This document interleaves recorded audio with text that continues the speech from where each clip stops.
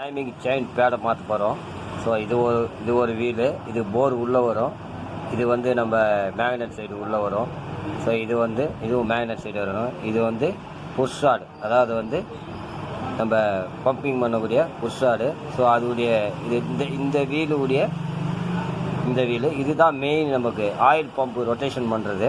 So இது நான் மாட்டும் போது உங்களுக்கு இந்த விளக்கத்தை சொல்கிறேன்.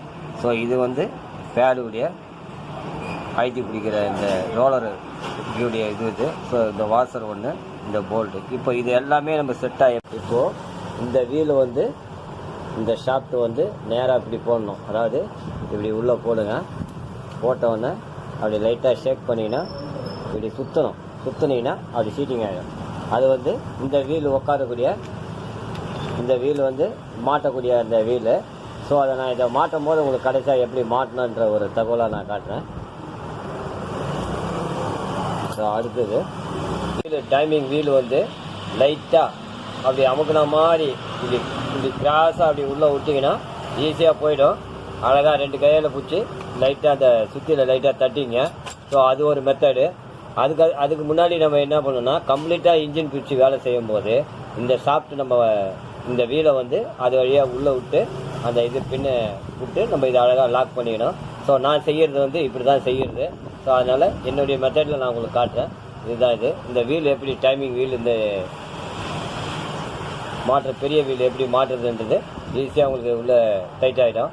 இப்படி கையில் சுற்றினாலே டைட் ஆகிடும். அது பாருங்கள், அந்த த்ரெட்டு தெரியுது பாருங்கள், அழகாக டைட் ஆகிடும். அந்த பக்கம் நம்ம அழகாக பிடிச்சி டைட் பண்ணிட்டோம்னா ஈஸியாகிடும். டைமிங் செயினை எடுத்து அழகாக உள்ளே இதை எடுத்துடுங்க. எடுத்துட்டு இப்படி மாட்டினீங்கன்னா ஈஸியாக அழகாக உள்ளே மாட்டிக்கும். ஸோ இது கரெக்டாக அப்படி செட் பண்ணிங்க. கரெக்டாக இதில் வந்துடும். அடுத்தது இந்த சின்ன வீல்,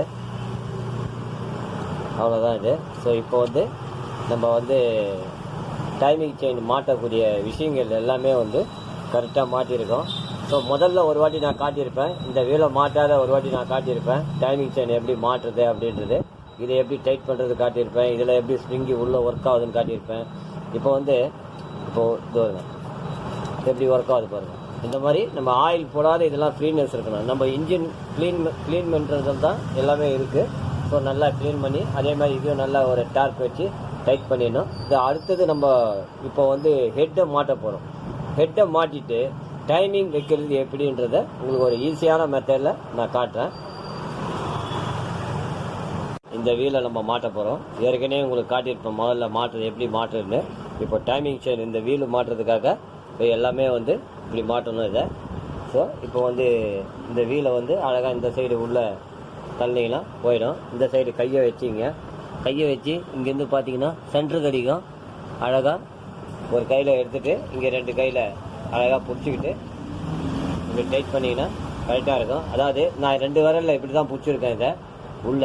அப்போது ஈஸியாக நமக்கு பிரச்சனை இல்லாமல் அழகாக நம்ம டைட் பண்ணிடலாம். இப்போ அடுத்தது இப்போ நம்ம டைமிங் ஹெட்டை கரெக்டாக மாட்ட போகிறோம். இந்த ஹெட்டில் மெயினாக என்ன பார்க்கணும் அப்படின்னா, கீழே இந்த ஓரிங்கு கீழே விழுந்துடும். இங்கே ஒரு ஓரிங் வருது, இங்கே கீழே ஓரிங் வருது, ஒரு புஷ் வரும், ரவுண்டு வாசரு. அதே மாதிரி இதில் 2 டவுல் பின், இந்த பக்கம் ஒன்று அந்த சைடு ஒன்று வருது.